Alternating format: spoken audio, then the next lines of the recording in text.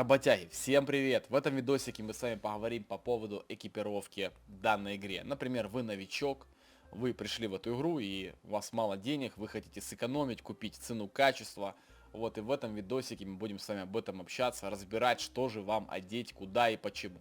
Итак, погнали! Работяги, с чего стоит начать? Это с класса брони. У каждого бронежилета есть свой класс брони. Чем выше класс, чем более лучший патрон этот бронежилет сможет держать. Ну, например, есть куча видов патронов, и чем круче патрон, чем бронежилет может выдержать его. То есть вы его не пробьете с данного патрона, бронежилет потеряет прочность, но ваша грудь будет целая, понимаете? Соответственно, чем выше класс брони, чем вы лучше патроны сможете останавливать. Стоит это вам понять. Далее, есть у нас очки брони. Очки брони это, например, например, 6 класс держит 5.45 БТ, БП и БС. Ну, к примеру, это патроны на калаш. Это бронежилет, их останавливают. И дальше идет очки брони. Например, одно попадание в эту броню, вы не получаете пробивание, но вы получаете урон на минус 5, например. Вот, и тут решают именно очки брони. То есть, соответственно, эта броня, грубо говоря, выдержит 15 попаданий там с 5.45 БТ, к примеру. То есть решает дальше уже очки. Вначале решает класс брони, это проникновение. Второе, это решает очки брони. Это сколько патронов вы сможете поймать, сколько патронов вы сможете проглотить. Далее, у каждой брони есть свой штраф, ребят. Это стоит понять, и вокруг этого стоит играть. Это очень важно. Поговорим о важном, а именно о скорости движения. У каждого вида брони в Таркове есть изменение скорости движения. Но представим, что если вы не одеваете броню, у вас скорость движения 100%. Если вы одеваете броню, например, генку-мобилку, у вас минус 11%. Соответственно, у вас скорость бега уменьшается на 11%, и вы бегаете на 89% вместо 100%. То есть вы становитесь медленнее, вы бегаете медленнее. Если вы одеваете 6B43, то вы бежите медленнее на 40%. То есть бегаете на 60% из своих возможных 100, да. То есть по вам легче попасть. То есть когда типы, там, например, снайперского сообщества где-нибудь на развязке, по вам хуярят с метров 100-200, по вам, если вы будете в бронежилете 6B43, так как тут скорость движения минус 40, а в мобилке минус 11. И в этой ситуации очень важна, когда по вам стреляет враг, и вы не знаете, откуда он, вы не можете развернуться и убить его, потому что для начала вы должны его обнаружить. Соответственно, вы должны как-то свой хребет с этой перестрелки унести. И чем здесь скорость передвижения ниже, чем у вас будет больше шансов на это. Вокруг этого стоит играть, это стоит знать. Далее, есть еще такой штраф, как эргономика и скорость поворота. Честно, я не знаю точно, что делает эргономика на броне. Вы можете поискать информацию в интернете. Я лично ее не нашел. Если вы знаете, что делает эргономика на броне, напишите, пожалуйста, в комментариях. Но я подразумеваю, что оно дает следующее. Ребята, у каждой изменение скорость поворота, это, грубо говоря, меняет вашу сенс. Например, вы одеваете 6B43, и вы, я думаю, замечаете, как вам тяжелее поворачиваться. То есть, когда вы поворачиваете, просто крутите мышкой, у вас как будто меняется сенс. То есть, вам некомфортно. Вы, например, привыкли к определенному сенсу, да, одели эту броню, и вы не понимаете, да как так, у меня ж сенс вроде моя, поворачиваться неудобно. Так вот, это потому что здесь эргономика минус 27 и скорость поворота. Это как-то взаимосвязано с друг другом, и это влияет на вашу чувствительность мыши, ребят. Соответственно, чем здесь больше штрафы, чем вам будет тяжелее повернуться, развернуться. И в бою из-за этого вам будет некомфортно. У вас изменится сенс, и вам будет более сложно разворачиваться. Поговорим немножечко о весе. Броня очень много весит в игре. То есть, например, Defender там 6B43 15 килограмм, мобилка 10, штурм 11. И у вас внизу есть вес. Видите, сейчас у меня мышкой навожу 7,4 из 60. Если вы играете в начале с силой 0, у вас примерно 40 здесь. Соответственно, когда вы превышаете вот эту норму 40, ваша выносливость, когда вы бежите, заканчивается значительно быстрее. Поэтому я советую, например, если у вас 40 вес максимум, вы должны подобрать экипировку, чтобы не весить больше, чем 30. То есть, чтобы у вас здесь 30 было из 40, к примеру. Тогда у вас не будет штрафов в скорости передвижения. То есть, у вас ваша стамина во время вашего бега не будет слишком быстро заканчиваться. Это тоже очень важно. В игре еще есть такое, как материал в броне. Например, здесь у нас высокий полиэтилен, здесь керамика. Соответственно, когда броня чинится, она теряет разное количество прочности. Ну, например, я починил гжель, вот фуловый, да, потерял 15 прочки. Если она была 65, я починил, стало 15. Потом починил я килу, потерял вообще чуть-чуть. Соответственно, стоит это знать. Можете посмотреть здесь свой коэффициент выживания. К примеру, у меня это 58%. И понять, сколько в среднем вы чините броню. Просто я хочу сказать, что в принципе починки гжеля более чем за глаза. Нет смысла за этим гнаться, смотреть, какой у вас здесь материал и играть что-то, ну, вокруг этого играть. То есть это совсем не важно, потому что вы умираете, например, каждый третий рейд, к примеру. Соответственно, 3 раза вы и так можете эту броню починить, и вам будет нормально. То есть нет смысла прямо гнаться. Плюс вы, например, можете всегда 2 раза починить, ее продать и купить, ну, новую, да, там, доплатить 30 тысяч и купить новую. То есть не стоит играть на фоне материала, на фоне починки. Это все чепуха, и не стоит на этом зацикливаться. Работяги, я надеюсь, вы разобрались более-менее по броне, и теперь я могу приступить и рассказывать вам про броню для новичков. Мое мнение, что вы должны одевать минимум 4 класс брони, то есть брони или бронеразгрузки. Вот, есть у нас такая замечательная броня, как 6B3, которая продается у барахольщика на 2 левеле за 47 тысяч в патче 0.12.3. Почему именно я советую вам одевать 4 класс брони? Потому что эта броня спасает вас от всех, от бомжей, грубо говоря, от людей, которые играют на заводе, на таможне, на резерве, от челоботов. То есть часто у челоботов такая пушка, которая не простреливает 4 класс пластины, да, соответственно, 4 класс брони это минимальный класс брони, с которым бы я советовал вам бы катать. Но опять же, это прям минимум, ребят. Это прям вот вы одеваете минимум 4 класс. Для вас должно быть такой закон. Вот, этот бронежилет я не буду точно перечислять вам, от чего он защищает.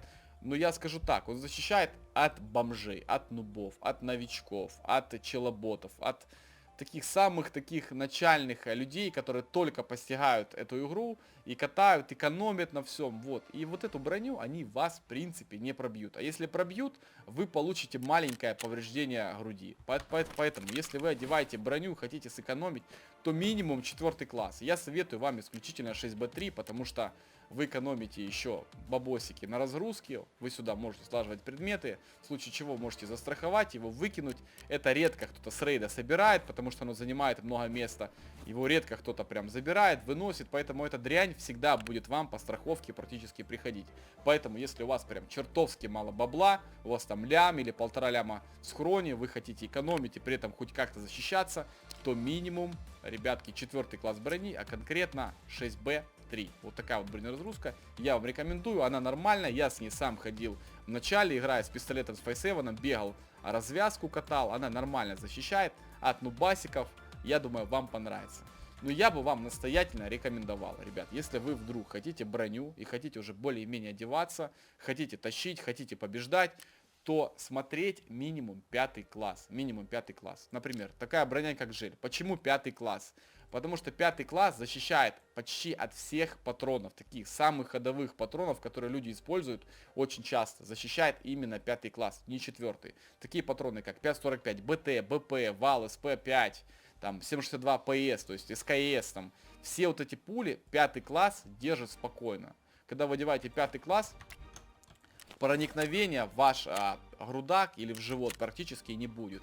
От практически всех патронов самых ходовых. Разумеется, топовые патроны проваливает 5 класс, но прикол в том, что топовые патроны проваливают и 6 класс. Топовых патронов игра защиты не придумывала. Никакая броня не спасает вас от топовых патронов, таких как, например, 5.56 там девятки, да, или там 7.62 БПшки, или там 5.45 иголки, или СП там ПП, или БП Навал, или М61, или 62. То есть ни одна броня не сейвит вас от этих патронов. Например, по 5 классу, какую я вам рекомендую для новичков? Опять же, самую дешевую. Нет смысла здесь сильно париться. Тут 5 класс, например, тот же Гжель.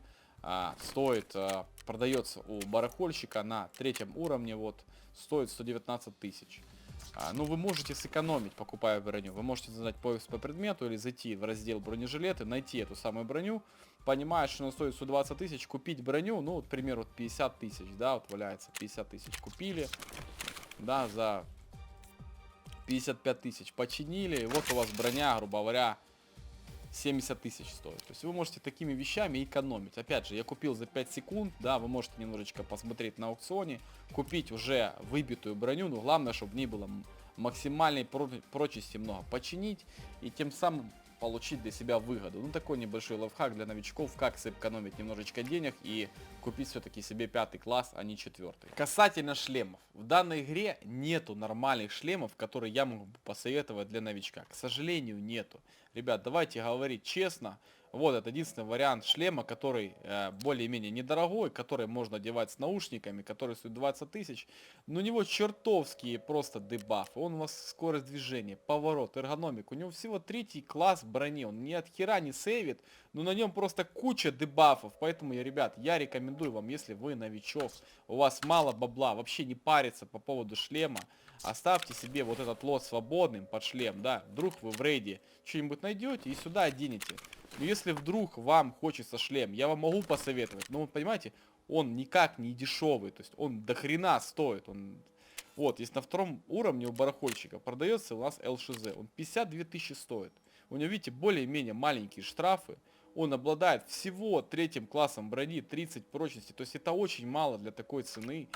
И на него ставится забрало, ребят. Поэтому я его рекомендую. На него ставится вот такое вот забрало. Вы можете вести его в барахолке. Оно стоит еще $400. Соответственно, у вас шлем 50, забрал 400. То есть, грубо говоря, вот это 100 тысяч.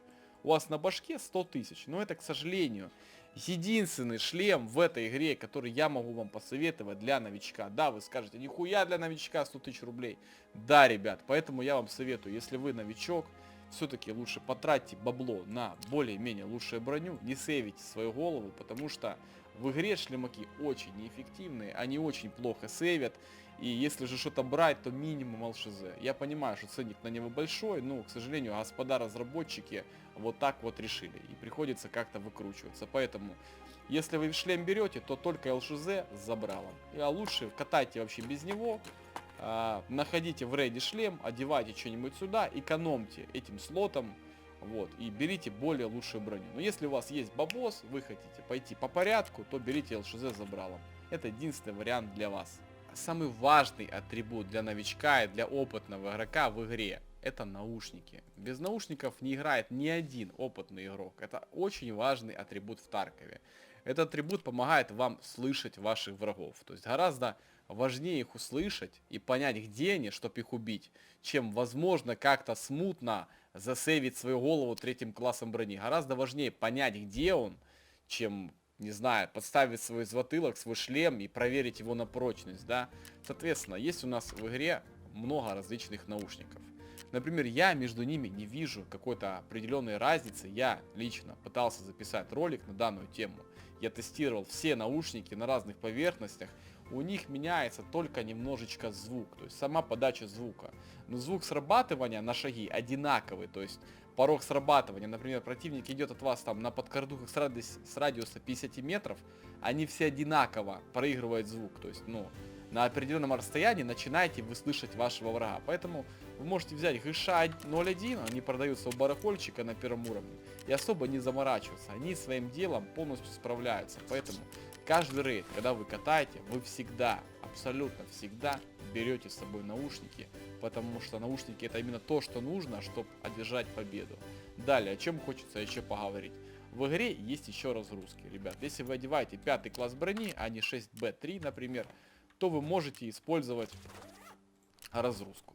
А разгрузку всегда есть смысл застраховать, потому что если вы выкинете вот такую разгрузку, никогда в жизни никто из вас ее не заберет. Поэтому каждый раз, когда вы катаете рейд какой-либо, если вы умираете, всегда страхуйте разгрузку, потому что разгрузка — это именно то, что почти всегда придет вам по страховке. Соответственно, вы на этом будете делать бабосы. Вы застраховали, выкинули, нашли что-то в рейде, поменяли в лот и тем самым немножечко заработали. Поэтому разгрузка вот эта очень хорошая, МРИК. Она мало места, редко ее берут там для слаживания чего-то. Вот, поэтому берете такую разгрузку. Она, на мой взгляд, очень хорошая. Я с этой разгрузкой катаю на своем 69-м левеле, на лабе. В дальнейшем я ее выкидываю и беру что-то лучше, тем самым зарабатываю на этом лоте, а разгрузка приходит мне по страховке. Далее, о чем хочется поговорить, это рюкзаки. У каждого рюкзака есть speed penalty, это штраф скоростью передвижения. На мой взгляд, пока в патче 12.3.5 это дерьмо не работает. То есть я одевал различные рюкзаки, самые тяжелые, да, выкидывал их, бегал с ними, бегал без них, я не видел разницы. Я не знаю, возможно, я что-то не понимаю, вы поправите меня в комментариях, но вроде пока как этот дебаф не работает. Опять, возможно, это скоро поправят. Из возможных вариантов для новичка я бы мог отметить на втором уровне рюкзак Беркут. Вот такой. У него довольно хороший камуфляж, его практически не видно нигде. Он такой небольшой, незначительный, зеленый, под траву, то есть он не выделяется, он работает как камуфляж, хорошо. На нем нету штрафов, в принципе, это вроде как и не работает, но на нем нету штрафов. И в него влазят две пушки, прям хорошие жирные пушки, сюда ложатся спокойно, без смс-регистрации, в рейде вы там убили фулок, вот пушки положили спокойно. Поэтому, ну, рюкзак стоит мало, в принципе, штрафов у него нет, у него есть камуфляж. Поэтому по рюкзаку я рекомендую вам рюкзак Беркут. Что хочется вам еще посоветовать. В данной игре очень много камуфляжей. Это у барахольщика есть услуги, есть много одежды. Вы более-менее, я думаю, понимаете локации, и вы должны понимать, что на каждой локации есть свой камуфляж. Ну, например, когда вы ходите в лес, там куда-нибудь на берег, там, да, на локации, где присутствует растительность, или если вы играете кемпером, да, сидите в кустах, там, возле дерева, занимаете такие позиции, и вам нужен соответствующий камуфляж. Поэтому вы должны не лениться и одевать своего персонажа так, что вы немножечко сливались с кустом, с деревом, чтобы вас было тяжелее обнаружить. И это все дерьмо работает, это сильно недооцененное в игре. Бывает это важнее, чем одеть броню. Вот, да, представим, что у вас нету такого, да, там, камуфляжа, но вы можете одеть вот такой базовый, да, и подобрать к нему более-менее подходящую одежду. Но вот сейчас вы смотрите на себя, бля, броня какая-то, да, неподходящая, светлая. Надо что-то одеть более такое, подходящее к траве. Вот одели редут, к примеру, да, вот, все, вы салатовый. То есть вы реально сливаетесь с кустом по факту. Соответственно, у вас есть эффект камуфляжа, что вам очень может помочь. Враг, который вас увидит, вашу спину, ему понадобится больше времени, чтобы вас четко распознать. И, возможно, для вас эти 2 секунды будут важны. И также можно себя подобрать, ну, для любой локации. Вы всегда можете более-менее одеться по локации. Ну, например, да, зайти опять к барахольщику, зайти к нему в услуги. Например, вы хотите пойти на завод. Ну, к примеру, вот есть вот такая вот одежда. Вот она мрачная, темная, в темных тонах, как, в принципе, и сам завод. Какие-то штаны подобрать, там, я не знаю, такие, например, вот. И пойти вот так вот, какую-то одеть темную броню на себя, и все, и, грубо говоря, вот, ну, по-быстренькому, да, если навскидку, вот, например, одеть 6B13, вот так вот, на завод, это будет подходить. Или, например, вот такую 6B3.